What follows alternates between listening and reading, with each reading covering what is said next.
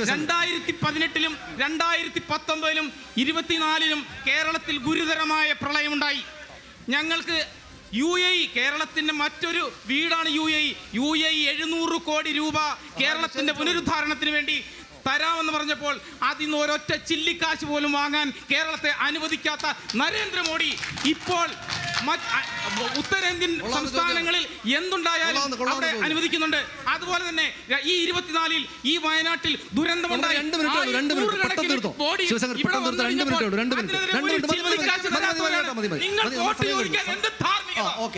UAE മാത്രമല്ല മറ്റ് കേന്ദ്ര സംസ്ഥാനങ്ങൾ ബന്ധത്തിൽ ഇത്തരം മാറ്റങ്ങൾ ഉണ്ടായിട്ടുണ്ട്. ഇപ്പൊ വിദേശത്ത് നിന്ന് പണം വരുവാനുള്ള ട്രസ്റ്റ് രജിസ്ട്രേഷൻ കേരളം എടുത്താലും ചോദിച്ചാലും നിങ്ങൾക്ക് നിങ്ങൾ ചെയ്യേണ്ടത് ഈ കവളപ്പാറയില് ജനങ്ങൾക്ക് നൽകി സ്വന്തം ഭൂമി കൊടുത്തിട്ടില്ല.